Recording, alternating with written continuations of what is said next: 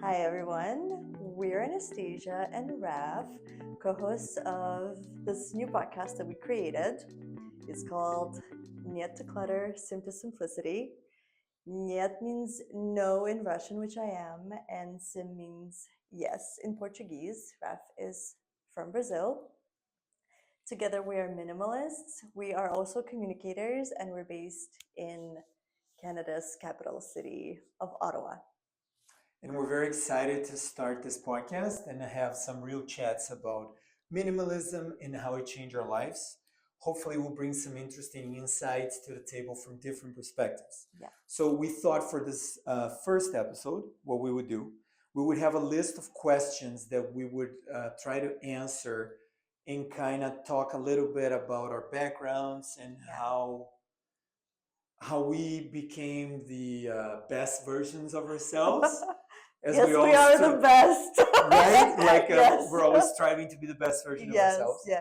So how we became the best version of ourselves, and also why did we decide to start the podcast and all that. I'm just gonna go into my notes very quickly here.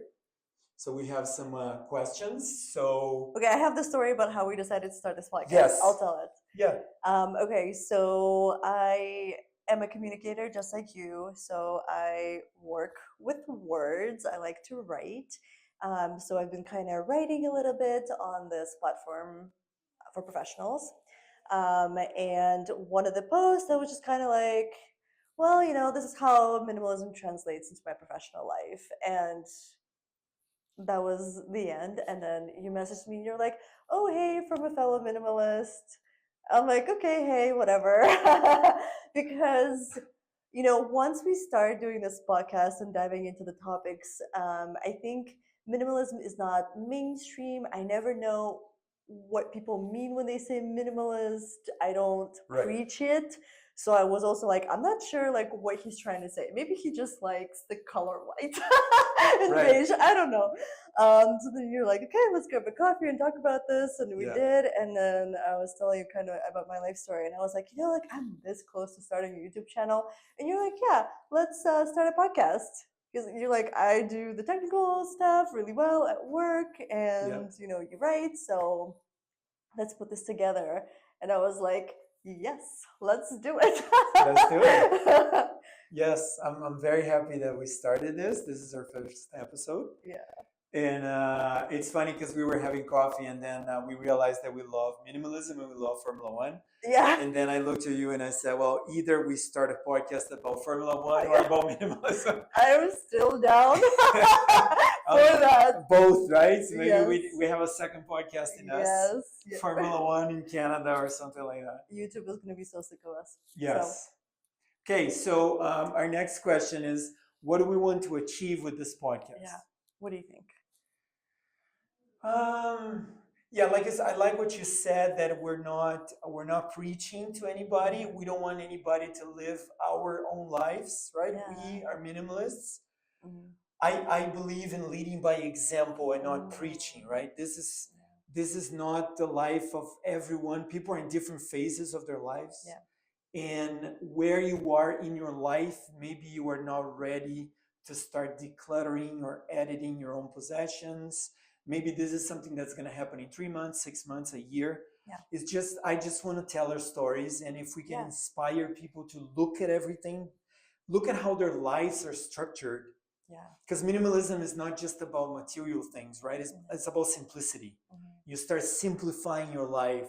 Some people have 4 bank accounts and they could only have 1 bank account. Yeah. So it's just like things that we can make people look at their lives and go, oh, that's a good idea. Maybe I should start thinking about this way.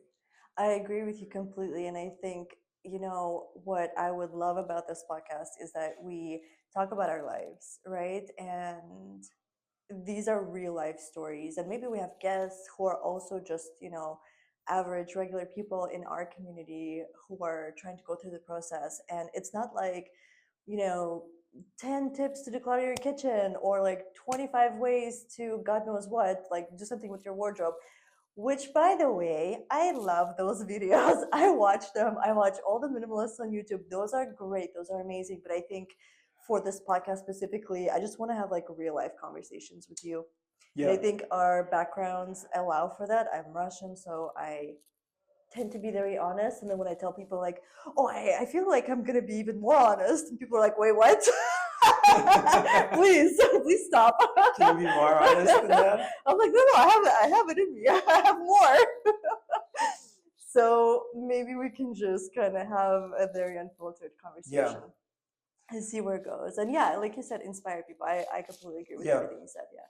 So let's dive into our backgrounds Okay. and Yeah. what made us minimalists. Our stories. Yeah. Do you Yeah. want to start? To me, I think the watershed moment was the pandemic.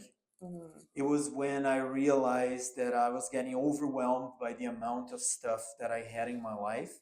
And I really wanted, because the pandemic allowed us to all stop in the beginning of 2020. I embarked in this health journey. I started assessing everything in my life, what was eating, what I was drinking, and then I started realizing that I was overwhelmed by the amount of stuff that was around me, and I was trying to simplify my life.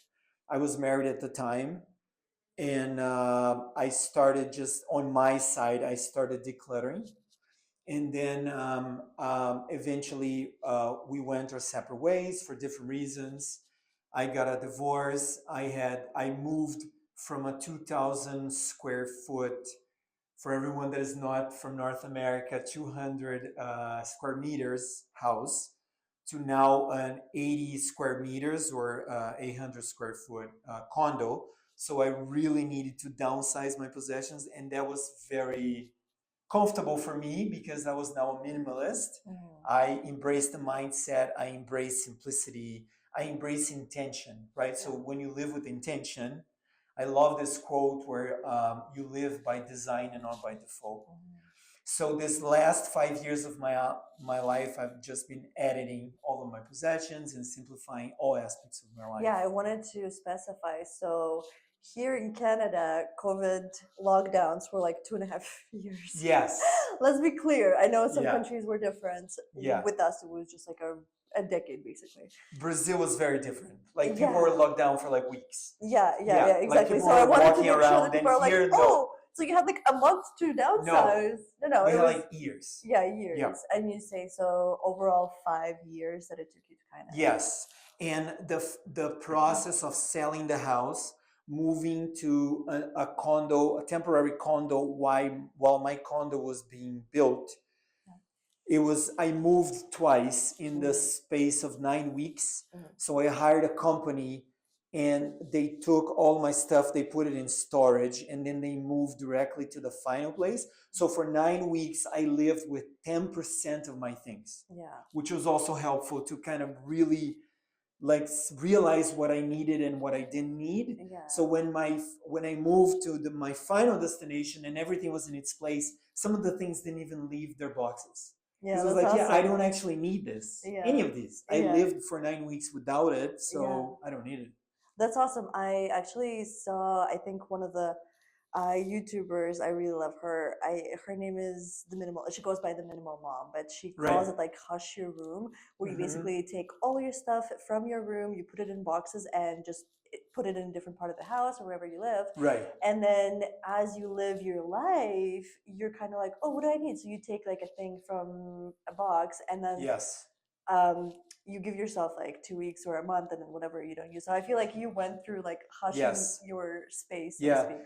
the minimalists, which is also another podcast that I Yeah. love, they have Nicodemus, one of the hosts. He had a packing party, so he packed everything he owned Yeah. into boxes, and then he would unpack the boxes as he needed the things. Yeah, yeah. And then there was a lot of boxes that he never opened. I know. So these things got in the recycler or donated. So yeah, that's my story. What's your story? Yeah, so I feel like I call myself a lifelong minimalist. I call myself around no one. No one calls me that. No one goes like, oh yeah, Anastasia, the lifelong. People have called the, you. the lifelong minimalist. No, but so we moved around a lot, and I was telling you the story, but basically when I was born in Siberia, Russia, just kind of USSR back then. And then when I was 6, we moved to San Francisco. So a big move from a place where you have pretty much nothing to like an abundant land, like Narnia of things. Mm-hmm. And we each had a suitcase. I think I didn't even have a suitcase. Maybe my mom put my stuff in hers or something like that. And then she was like, okay, so just grab one toy. And I panicked and I grabbed my sister's toy, which was like a little Dalmatian toy. And my sister was like, oh, thanks for carrying it all the way to San Francisco. So that was a fail on my part. But this was the start of this journey of just kind of seeing everything out there and what went with us basically and what Right. stayed behind. And since then we moved a lot more. So we moved within San Francisco because we were trying to find our place, and then a few years later we moved to Moscow, and then within that city we moved a ton because we were also trying to look for a place, like a more permanent home. Mm-hmm. And then, lo and behold, as we found a permanent home, we moved to Canada. And then here, I came here when I was 17 and I was a student right away. So then I was a student living in different Right. places. So in this journey of just carrying my own stuff with me. So my parents were really hands on. You Mm-hmm. carry your shit with you. I don't know if we can say shit or other words, Sure. but it's your stuff, it's your belongings. If you take it, it's yours and it Right. goes with you. If you don't take it, then the That's end, like interesting. it just stays behind. Right. So quickly, as and I was super annoyed and disappointed, and I had big feelings as a child because Right. we're going through all these moves as I'm growing up, and hormones and everything's changing Right. and whatever. We're moving to different countries where I didn't speak the language many times.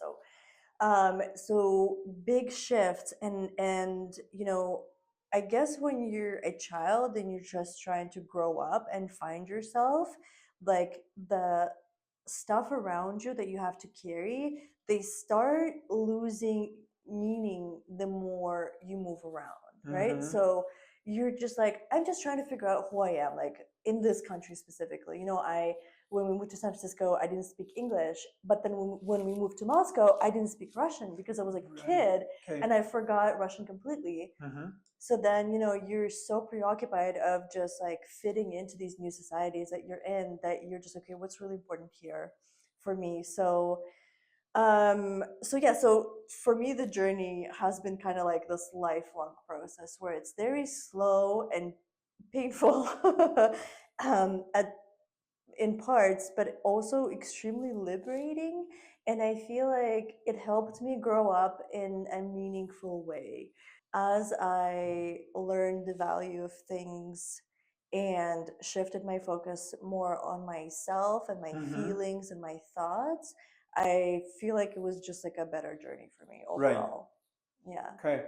As you were talking, I was thinking about my journey. And I moved around in Brazil sometimes before I moved to Canada. And I was always carrying all of my stuff because it was in my hometown, right? I'm Yeah. from Curitiba.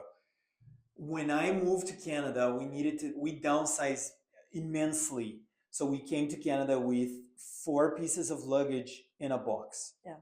And then when I got to Canada, I accumulated even more stuff than I had in Brazil because of Narnia, like you said. You come to North America and everything is available. Like the variety of things, and you can buy everything here. So I accumulated, so from a forced minimalist, I became a maximalist, and then I became a minimalist again. So it was Yeah. like an accordion effect. So, next question. What does minimalism mean to us? Yeah. Oof. I think minimalism to me. Do you have a question about what a minimalist? Yeah, Yeah. who is a minimalist? So, Yeah, you can do both. Let's do both. yeah, okay. Yeah. So, who is a minimalist to me? I struggle with that question actually Mm-hmm.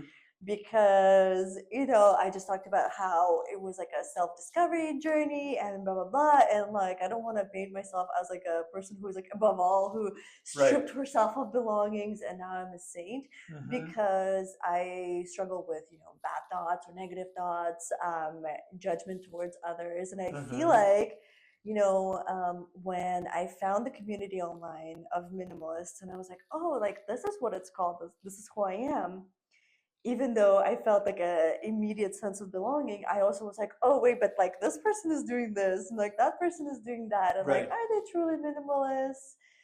And you know, even like we've been listening to podcasts for kind of like market research for this Right. podcast, and we're like, um, you know, I was just like flabbergasted by this like one minimalist who spent like an X amount of money on her wedding dress, and I was like, but then if you think about it, like, Yeah. what does it matter if it's her only thing of value, or if her wedding is the biggest thing that she will ever go through in her life? Like, it's the party of a lifetime. Right. And so then I was like, oh, Anastasia, like, you're being judgy, and I feel like we all struggle with feelings of judgment towards others. I Mm-hmm. hope otherwise. you know um so I don't know, I think a minimalist, to me, I do think that minimalists are people who, you come into their space wherever they live, and you feel an immediate sense of peace, calm, and Mm-hmm. cozy. I do think that Yep. minimalism should be cozy. Like, I feel like when you go to a space, like it should feel like someone lives there, Mm-hmm. you know um but so that is one thing. And then I also feel like it's a pretty calm person in my view. That's true. And I think it's because I know a lot of people, even in my family and in my community, who are like on edge a little bit, or who have trouble maybe with their emotions, or they're irritated, or whatever it is. And I can see, I look around I know their life, and I look Right. around their spaces, and I see that the space is cluttered, even though they think Mm-hmm. that it's not. Their life is very disorganized, Right. so even though they think it's not, right? And so everything contributes. So I think bottom line is probably a person who's calm in a way that they know who they are and what they're going after, Mm-hmm. in terms of like living a meaningful life, basically, right? And it shows in whatever ways that they want to show it. Is it just like a one big party in their lifetime, which is their wedding with this expensive wedding dress, or is it their space that's at whatever level of minimalism it is? Right. I don't know. Yeah, those are just my kind of raw Yeah. thoughts. Yeah, I agree with you, and I really like the cozy part. I love the Danish culture, and they have something called hygge, Yeah, which the best translation would be coziness. yeah, And I completely agree with you. I think it's you go into a minimalist condo or a house, and you immediately feel this coziness. And it's not bare like a lot of people think. It's, oh, you're a minimalist, so you have three spoons and one fork. mm, No, I believe a minimalist is a person that has everything they have is their favorite things. yes, So I have all of my favorite band t-shirts. I have my favorite clothes. I have my favorite stuff around me. yeah, And that decreases when you live with that simplicity, and you don't have to maintain like a bunch of stuff that you don't actually like. It decreases your level of anxiety. So I feel like I'm a much calmer person now that I have less stuff around me. And I have simplified my life in different ways that we're going to talk about yeah, in different episodes of this podcast, yeah, like our financial life and all that.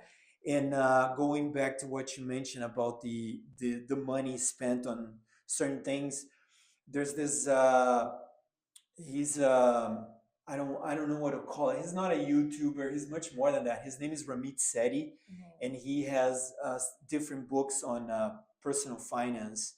And he talks about having a rich life, and he talks about the dials that you have. You spend money on the things that you love, and you cut mercilessly on the things that you don't care about. mhm, So like my car is 5 years old. I don't care. I'm not gonna buy a new car, mhm, but I love traveling. I love food. yeah, So I think minimalism to me goes down to living with intention and with simplicity. yeah. That And I we like what you said about your stuff too.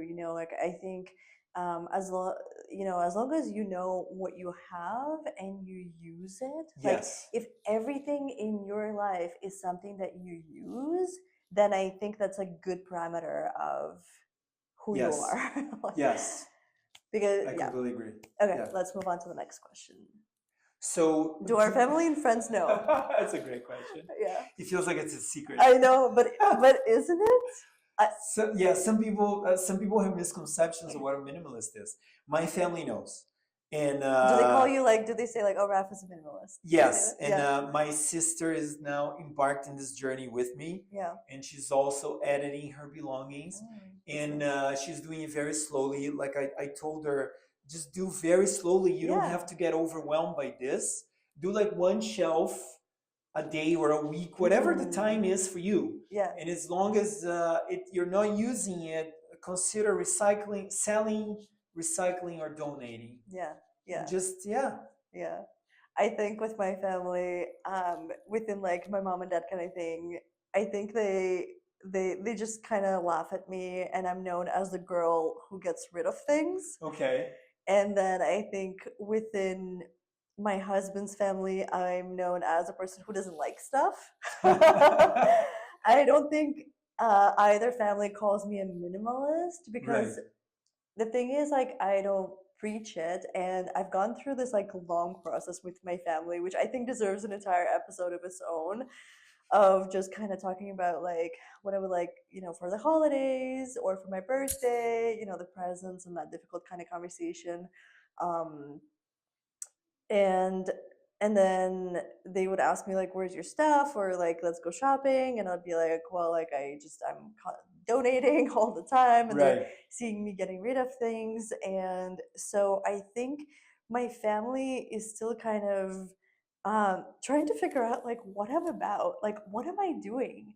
And it's funny that you said that you're known as the person that doesn't like stuff. I think a minimalist loves everything that they Yeah, have, right? I love Because we stuff as have, long as it's yeah, as long as meaningful. it's useful and meaningful, Yeah, right?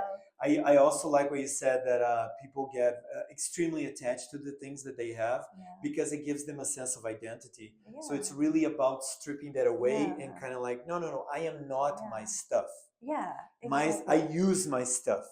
My Yes. stuff are tools for me to live my life, but they're not me, Yeah, right? you So buy stuff, like, you buy stuff to serve you. yes, Like, you bought a cup of coffee and you're like, "Ooh, I feel so refreshed and awake now." yes, And dehydrated yeah, also.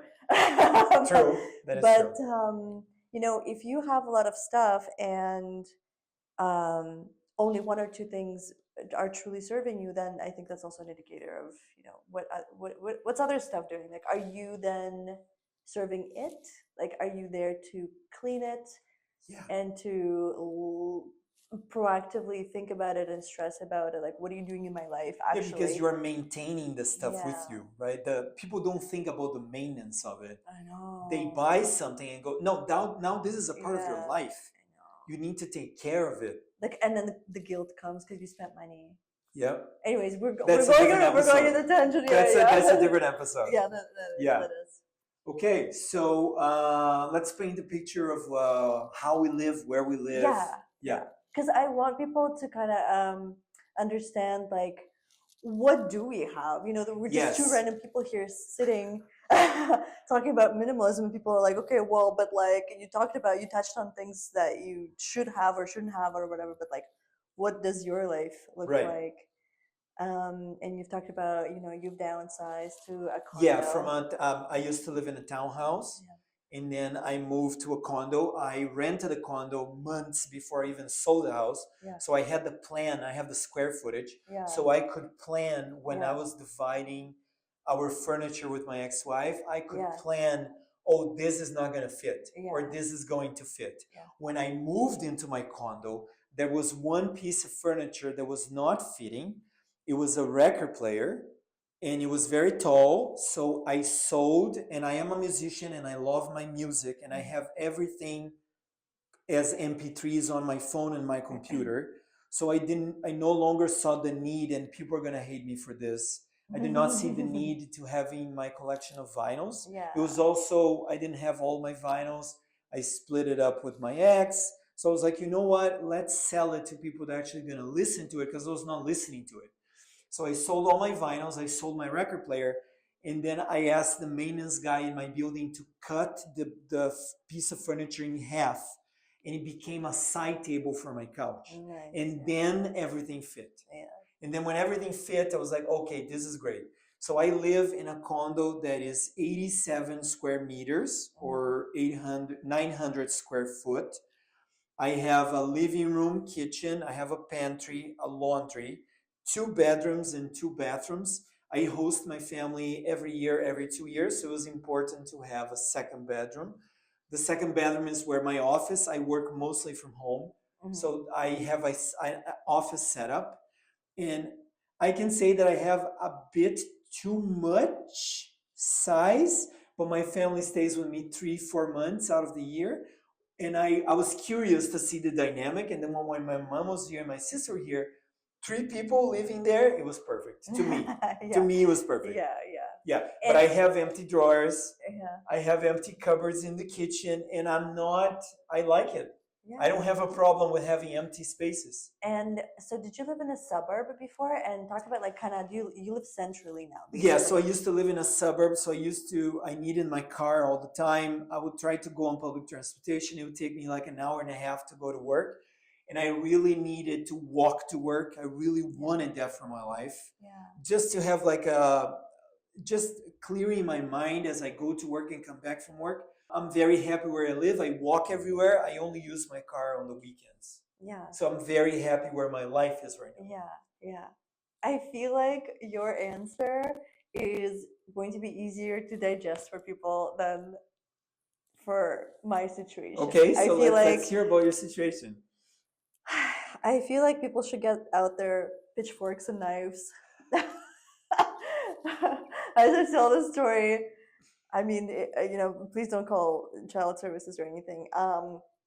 So my husband and I, when we got together, 13 years ago or whatever, we just lived centrally, and when we moved around, we just went from like one part of kind of like the downtown core to another, and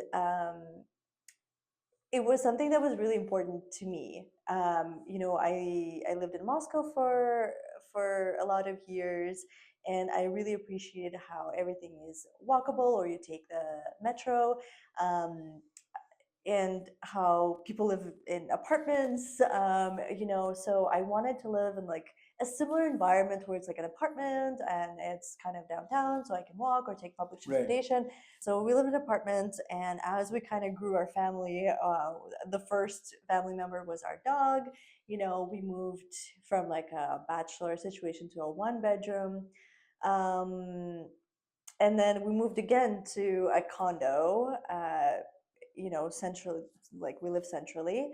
And it's a beautiful space here. And within this condo, it's smaller because it's a new build and they're trying to get the most money for the least amount of square footage. So it's quite small. I think it's like 48 square meters. I don't know what the footage is, 500 square feet, I think. Probably. Our brains work in meters, so forgive us for not getting the conversion correctly. Something like that, yeah. Something Probably like that. 500. And then when we lived here, the building that we live in, it provides a lot of common areas.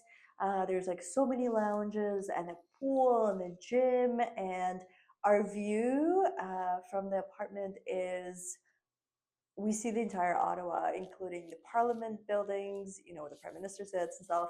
We see the river. We see the first hydro power facility that was ever built in Canada. You can see my building from I can see your building, yeah. So we have a very beautiful view, so it doesn't feel claustrophobic. And so, anyways, as we've been living in this apartment, this condo, we were trying for a baby, and then I was finally able to get pregnant, and we had the baby. So we're still in a 1 bedroom condo with a dog and a baby. And this is where I feel like people are going to be like, and no judging zone. Are you Let's moving? Establish that right now. Like, are you moving out? I want to say yes. Like, we're just trying to figure out like what's our next move, because I want it to be a meaningful one. Are we continuing to rent? Do we want to buy? But I think what's important to to learn here is that when you curate your stuff, you have enough space in your life to add more people and to add more stuff without it feeling overwhelming. So even though there was the two of us, we were working from home, we had the dog, it's a husky, so she's hyperactive and emotional and all the things, and then we had a baby and the child comes with so much stuff, etc. But the thing is, it didn't like our condo did not fill to the brim. It's not like falling apart because it Right. has so much stuff. We had the space to fill the dog and we had the space to fill the baby, and the baby Right. has different play zones and his stuff is organized. So we come to the end of our first episode. Ah. Thank you so much to everyone for watching us or listening to us. We are going to be on YouTube with the video version of this podcast. We have an Instagram account where we're gonna do some teasers, some trailers. We're gonna do behind the scenes and things like that. If you're listening to us, we're going to be on Spotify. We're gonna be on Apple Podcasts. And on YouTube, we're going to be monitoring our comment section. Absolutely. So let us know in the comments on YouTube, are you a minimalist? Are you on a journey of becoming a minimalist? And are there any questions that you would like us to answer in future episodes? Catch us next time. Okay. Okay, bye. Bye.